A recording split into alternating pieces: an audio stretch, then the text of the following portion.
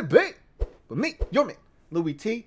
Welcome to the command post. You know what it is. Post up and take command. I, of course, am your commander-in-chief, Louie T. Thank you for joining me. So this is going to be a bit of a different week. Obviously, our traditional format where we have the command post live on Thursday nights will not actually take place. In its place this week, we will have the NFC East Super Friends stream. So if you weren't aware of that, now you know. And if you don't know, now you know.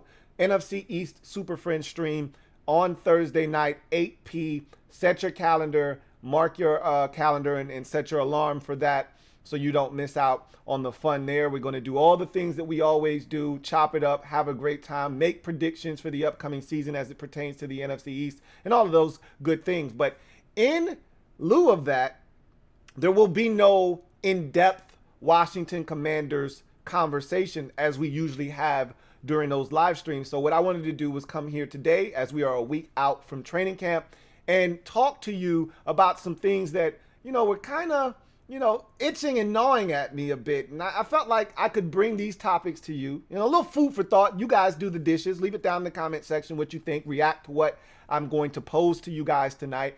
And you let me know how you feel about it. Make sure you hit that subscribe button if you haven't already done so. Make sure you hit that like button as it helps this channel grow exponentially. Make sure you turn on your notification bell so when these kinds of impromptu videos come out, and we're going to have a lot more of these as training camp gets underway. We're going to be live just about every day, or at least having some type of upload every day to keep you in the loop as to what is going on. So make sure that you turn on that notification bell so you don't miss a thing. That said, I wanted to pose a question to you at the beginning of this video. So we've heard a lot about Anthony Barr and Washington potentially sniffing around the free agent veteran linebacker.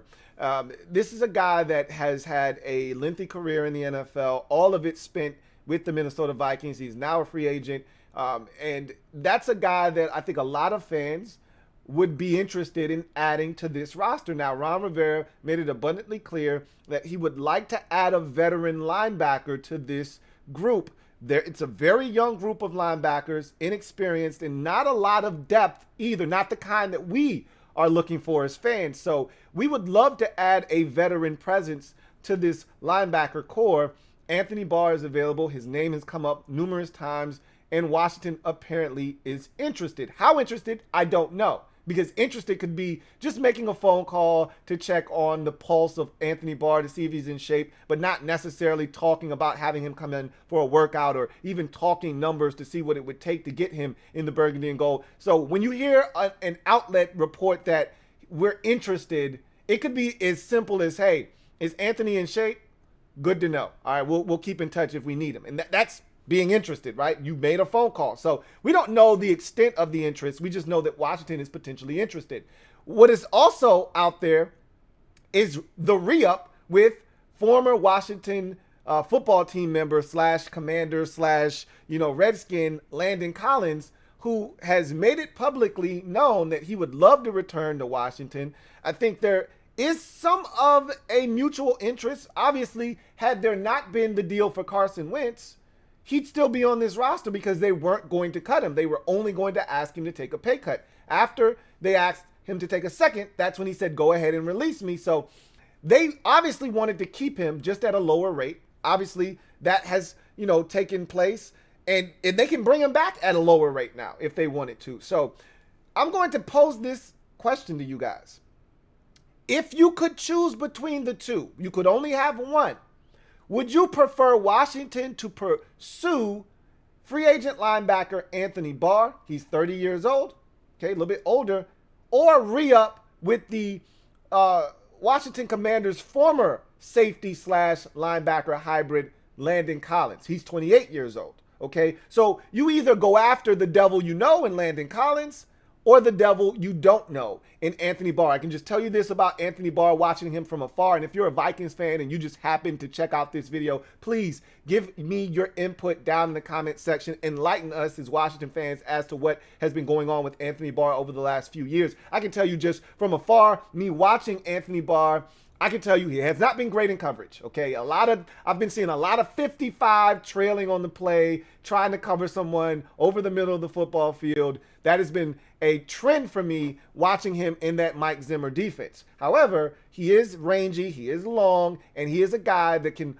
offer you some athleticism. He can do some of the things that we saw Landon Collins do in this defense. If you don't ask Anthony Barr to do too much, if you simplify his role, I think he could be a really good piece for you. I don't know. Vikings fans would have to fill in the gaps there, but I can tell you he can do a lot of good things underneath. I think where he gets in trouble is down the field. So we know what Landon Collins is. You can either deal with the devil you don't know in Anthony Barr or the devil you do know. We know what Landon Collins is if he plays the role that they put him in last year as that down in the box hybrid defender, or as we like to call it here in Washington, the Buffalo nickel.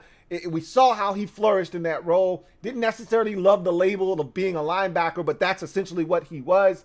And I've talked about the semantics of it, linebacker, safety, who gives a shit? All we care about is production, and he was awfully productive when in that role towards the end of the season. So which would you prefer?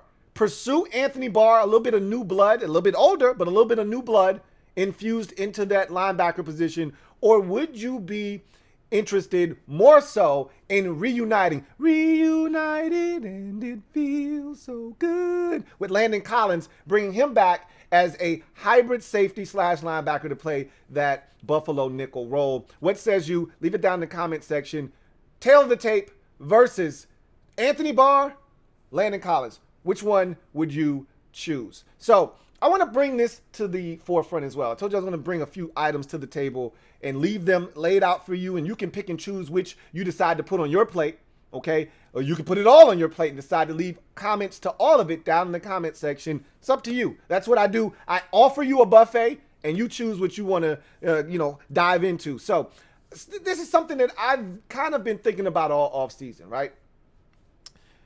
We moved on from Adam Humphrey, and Adam Humphries to me was one of the most clutch receivers we had on the roster. And sometimes I find myself going down the rabbit hole, and I told you guys this last week. I was watching Robert Griffin III 2012 highlights, and I went down the rabbit hole, and it was fun, right? It brought back a lot of great memories, and I was on Facebook. Sometimes I get caught up, and I ended up running into the Tampa Bay Buccaneers final drive that Washington had to salt that game away. Remember, it was 23-19. We took over the football with 11 minutes to go in the football game, and we did not give Tampa Bay the ball back until there was, I think, 23 seconds left in the football game. So we essentially went on a 10-minute, 30-second marathon of a drive, capped it off with a 4th down and 1, or 4th down and goal from the one Antonio Gibson touchdown run. But one of the most pivotal plays on that drive was a completion on a 3rd and 4 to Adam Humphries. Another big play, as we all remember, was the Terry McLaurin slant that he caught, took the shot from the safety, got up, beat his chest. It was one of the memorable moments of the 2021 season, but that drive itself was a memorable moment of the 2021 season. That said, it got me to thinking about Adam Humphries and his contribution to this football team. He was huge. We used to, in the MOBB, watching the game, we would always talk about, do the hump, the hump. Come on, do me, baby. Every time he had a catch, because he was so clutch in huge spots. We always knew we could count on 19 to deliver for us. Who's going to fill that void for us this year? So I'm going to throw some numbers. I've been throwing some numbers at you guys lately. I'm going to throw some more numbers at you. And you guys can chime in on this. Tell me what you think. Obviously, we have a ton of weapons, and we have guys here that we feel confident in, but we still, I need to see it, right? So last year, Adam Humphries was the 2nd best receiver on, in converting into 3rd downs, or just converting 1st downs, right? And a lot of his catches came on 3rd down, converting them into 1st downs. So Terry McLaurin obviously was number 1 for us in the percentage of his catches resulting in a 1st down at 61%. But then Adam Humphries, really, so I put the cap on the amount of catches that was necessary to qualify for this stat at 20. I probably should put it at 25, because DeAndre Carter had 24 catches on the season and 71% of his catches. So 17 of his 24 catches resulted in first down. So that's 71%, but that's a small sample size. Obviously, when you're Terry McLaurin and you've got 77 catches, your 61%, which is 47 of your catches, resulting in first downs, is a lot greater, even though the percentage is not as great. That the amount, the 47 catches, is much greater than the 17 by DeAndre Carter. So I probably should have put the number of catches necessary to be at 25, but I put it at 20. DeAndre Carter had 71%, but Terry really was first in on the team. If you put the, if you set the benchmark at 25, if you set that prerequisite for 25 catches, then to qualify, DeAndre Carter wouldn't actually qualify, but Terry was first. But the guy that was second was Adam Humphries at 56% of his catches resulting in first downs. He had 41 catches on the season, and 23 of them resulted in first downs. And there were some big grabs by Adam Humphries during the season last year. And so I got to thinking about third down conversions. First of all, we didn't have a lot, okay? We weren't great. We were in the bottom third of the league in first downs attained in the league. We only had 181 first downs on the season from a passing perspective, okay?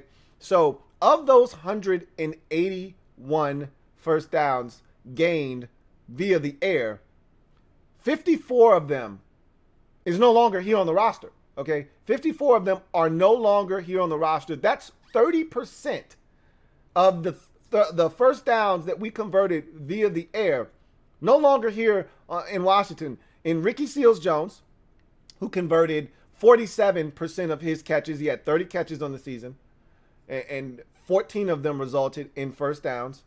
You had, as I mentioned, Adam Humphries, 41 catches, 23 of them resulting in first downs, 56% for him. And then DeAndre Carter, 24 catches, 17 of his 24 catches resulting in first down. So when you total all of that together, you get 54 grabs. You get 54 first downs, out of 181 through the air. That's 30%. So a third of our first downs from a season ago through the air, no longer on the roster. Guys are going to have to pick up the slack. And it was interesting in looking at the receiving numbers. So you had DeAndre Carter, who was fourth on the team in yards, sixth on the team in receptions. Again, 24 receptions is all he had, and he was sixth on the team. You had Adam Humphries, who was third on the team in yards, fourth on the team in receptions. He only had 41 receptions. And then you had Ricky Seals-Jones, who was sixth on the team in yards, fifth on the team in receptions. He only had 30 catches. So listen to this. Terry McLaurin was one with 77 catches. You know who the next two guys were in terms of leaders on the team in receiving? I'll give you a chance in a quick second to think about who those two next guys could be. Time's up. If you said J.D. McKissic was second and Antonio Gibson was third with 42 and 41 catches respectively, you would be correct. And I would say bravo, because I wouldn't have guessed that it would be Terry McLaurin at 77 and two running backs, and then Adam Humphries at 41. Or JD was 43, Gibson was 42, and then Humphries was 41 catches on the season. And then this really blew my mind. I didn't realize the discrepancy was this great, but I should have, because of how anemic we were throwing the football at times last season, and how we just didn't have another option because of the injury to Curtis Samuel and what it did to us, and De'Ami Brown not being ready, which I don't like to put that kind of pressure on a rookie to come in and produce right away if he's not a first-round pick. Terry McLaurin had 1,000 yards receiving last year, 1,034 yards receiving, did Terry McLaurin. Do you know what the next highest total was on the team? It's almost laughable to think about it. J.D. McKissic had 398 yards receiving. Now, remember, J.D. missed the final 4 or 5 games. I think 5 games. I think his last game was against Seattle. So he didn't play the last 6 games because he didn't play any of the last 5 games, which were all NFC East opponents, and he didn't play the game against the Raiders on the road, which was the last win of that 4-game win streak. So he didn't play the final 6 games of the season. So we know that his catch total would have probably been up around 50, if not 60. You know, missing 6 games, he probably would have totaled another 17 to 20 catches, got him up over 60, and probably would have had close to 5, if not 600 yards receiving. But he capped out at 398. The second most receiving yards on the team after Terry's 1,034 was 398 by J.D. McKissick. Are you kidding me? Like, when we talk about growth with this offense, there's so much room for growth, right?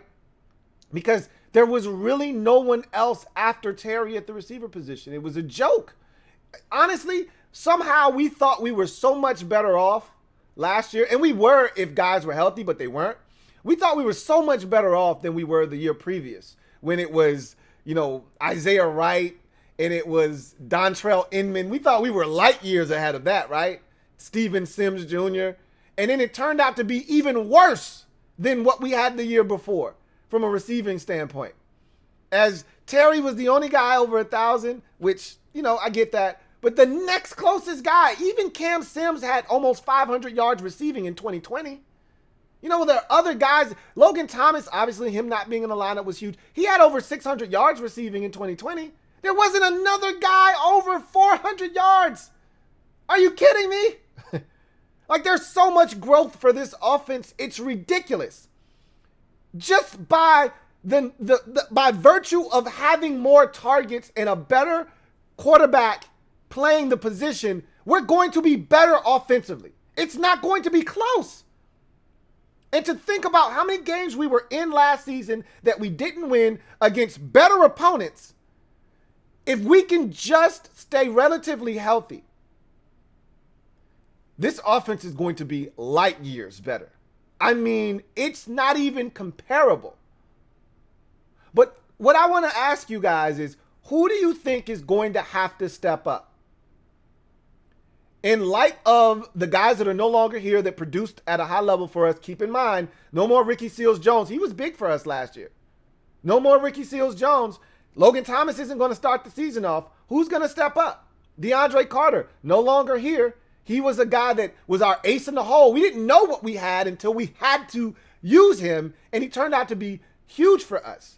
Who's going to step up? And then I think the most important guy that's gone and no longer here is Adam Humphries, because he was our slot machine. He was the guy that when we needed a big catch on third down in the ball game, we went to number 19, and he always delivered. Who's going to step up in that role?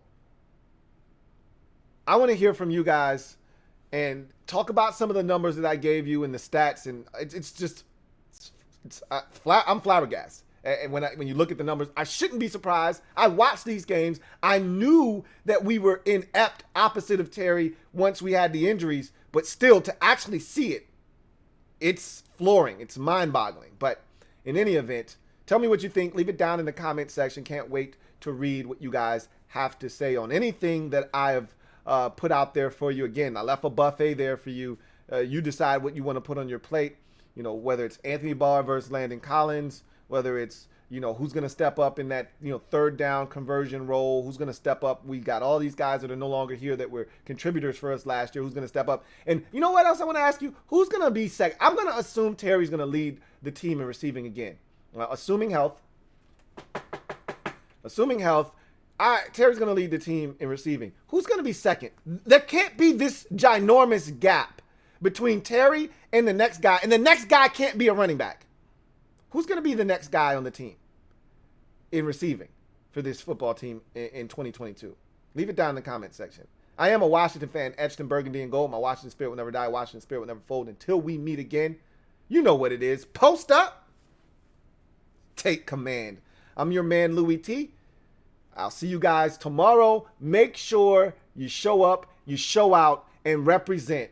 Hold me down, okay? I'm hosting like I usually do. I need the gang. I need the mob to squad up and let them know we here. Strength in numbers, okay? I don't want Eagles fans or Giants fans or Cowboys fans coming in here and taking over the stream. Strength in numbers. Hold the kid down. I know you will. I trust that you will. I'll see you guys tomorrow night. Until then, you guys, take care. God bless. Good night.